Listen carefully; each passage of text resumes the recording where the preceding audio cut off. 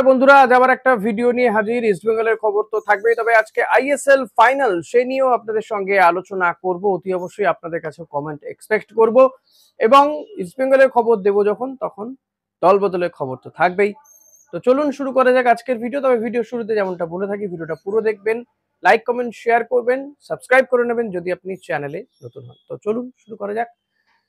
প্রথমেই মোহনবাগান বেঙ্গালুরু এফসির আজকের যে ম্যাচ, সেই ম্যাচ ঘিরে কিন্তু উত্তাপ একেবারে টকবক করে ফুটছে বলা যেতে পারে। এবং ঘরের মাঠে ম্যাচ মোহনবাগানের, তো তারা কিছুটা অ্যাডভান্টেজ জায়গাতে থাকবে। প্রচুর প্রচুর সমর্থক মাঠে উপস্থিত হবেন, এটা আর বলার অপেক্ষা রাখে না। তবে আইএসএল এর রেকর্ড কিন্তু খুব একটা ভালো নয়। হোম ম্যাচ মানে যারা ফাইনাল খেলেছে হোমে, তারা জিতেছে এমন রেকর্ড কিন্তু নেই। তো সেদিক থেকে একটা ব্যাড নিউজ ফর মোহনবাগান। কিন্তু মোহনবাগানের জন্য আরেকটা গুড নিউজও আছে, যে মোহনবাগান ঘরের মাঠে অপরাজেয় রয়েছে এই সিজনে।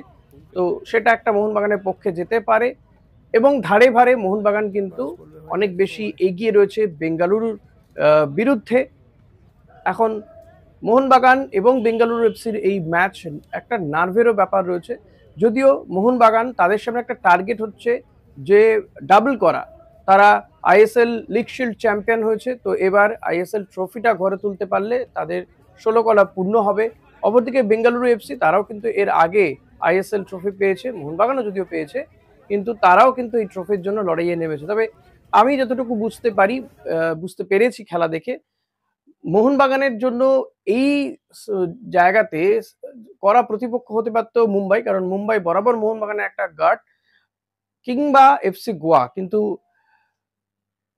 বেঙ্গালুরু এফসি কেও অত হেলাফেলা করলে হবে না, তাহলে কিন্তু ভুগতে হতে পারে। তবে আজকে আজকে কি নতুন কোনো স্ট্র্যাটেজি দেখতে পারবো ফাইনালে জয় পাওয়ার ক্ষেত্রে?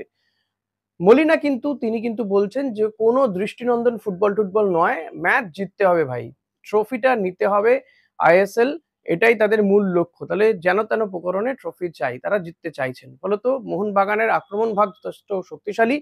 অপরদিকে মোহনবাগানের গোলের নিচে বিশাল কাইত, অন্যদিকে গুরপ্রীত, এই দুজনের মধ্যে একটা ডুয়েল আমরা দেখতে পারবো। কারণ সম্প্রতি ভারতীয় দলে যখন বিশাল কাইত খেলেছিলেন, তার পারফরমেন্স নিয়ে গুরপ্রীত কিছুটা কটাক্ষ করেছিলেন, যদিও প্রেস কনফারেন্সে গুরপ্রীত সে ব্যাপারে একটা ক্ল্যারিফিকেশন দেওয়ার চেষ্টা করেছেন। অন্তত প্রেস মিটে তো দুটো টিমের অধিনায়ক এবং ফুটবলারদের, কোচ এবং অধিনায়কের মধ্যে একটা ফিল গুড ব্যাপার দেখা গিয়েছিল। সেলফি তুলছেন, একই সঙ্গে যেহেতু প্রেস মিট করেছেন, তো সেটা কি মাঠে সেটা বজায় থাকবে, নাকি মাঠে অনেক বেশি করে উত্তেজনা থাকবে? আজকে আইপিএল এর ম্যাচ রয়েছে, আইপিএল এর ম্যাচ রয়েছে লখনৌ সুপার জায়ান্টেরও। এক্ষেত্রে আরেকটা পরীক্ষা, যে মোহনবাগান কর্তা, লখনৌ সুপার জায়ান্টের কর্তা সঞ্জীব গোয়েঙ্কা, তিনি ঠিক কোন মাঠে থাকবেন? তিনি কি যুব ভারতীতে থাকবেন মোহনবাগানের খেলা দেখতে, নাকি লখনৌর খেলা দেখতে থাকবেন? আমি যতদূর মনে করতে পারি, আমার যতদূর মনে হয় যে যেহেতু এটা ফাইনাল ম্যাচ, চ্যাম্পিয়ন হওয়ার একটা বিষয় রয়েছে, তো এক্ষেত্রে সঞ্জীব গোয়েঙ্কা যুব ভারতী ক্রীড়াঙ্গনেই থাকবেন বলে আমার মনে হচ্ছে। আপনাদের কি মনে হয় সেটা জানাবেন। তবে এখানে আরেকটা ব্যাড নিউজ রয়েছে, রাজ্যের ক্রীড়ামন্ত্রীকে এফএসডিএল বা এআইএফএফ কেউই কিন্তু আমন্ত্রণ জানায়নি। এটা কিন্তু মোটেই কাম্য নয়। তিনি কোন দলের সেটা বড় বিষয় নয়, কিন্তু তিনি রাজ্যের ক্রীড়ামন্ত্রী, তার অনুমতি ছাড়া তো রাজ্যে কোনো মাঠে খেলা হতে পারে না।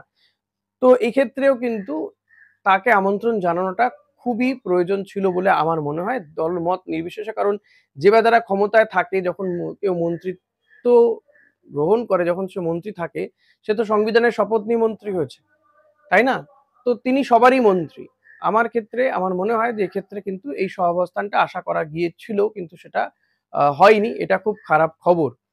তো দেখা যাক এখন এই ব্যাপারটাকে এই রাজ্যের সরকার বা মন্ত্রী কিভাবে নেন, সেটা তো পরবর্তীতে বোঝা যাবে তারা কোনো এ বিষয়ে পদক্ষেপ করেন কিনা। যদিও এই বিষয়টা হয়তো হালকা হয়েই নেওয়া হবে।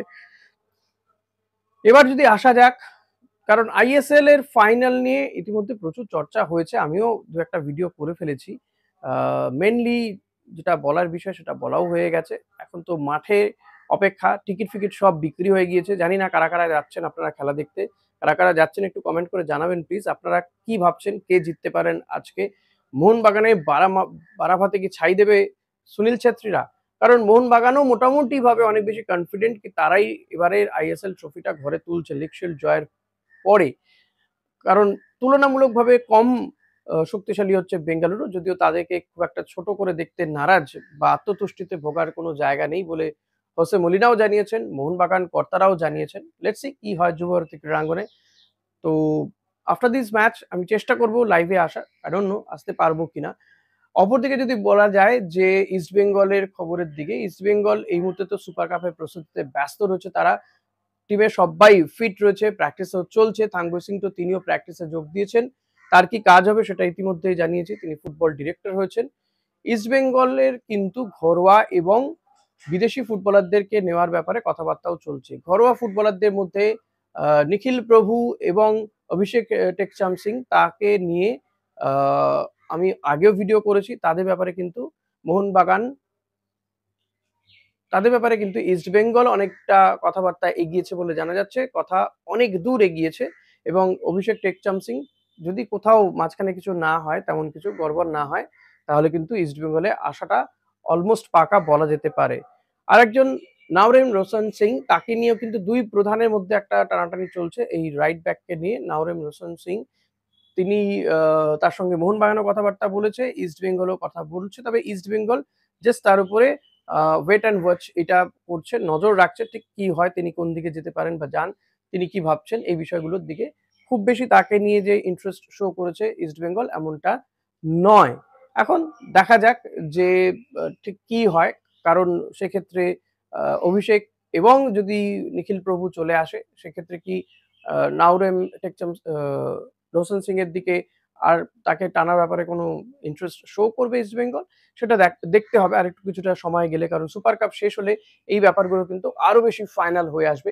তাই অতি অবশ্যই বলব সেই সমস্ত খবর পেতে আপনাদেরকে কিন্তু আমার চ্যানেলে নজর রাখতে হবে। আজকের মতো ভিডিও এখানেই শেষ করছি। ভিডিওটা ভালো লাগলে লাইক, কমেন্ট, শেয়ার করতে ভুলবেন না। চ্যানেলে নতুন হলে সাবস্ক্রাইব করে নেবেন আর জয়েন করবেন। Thank you.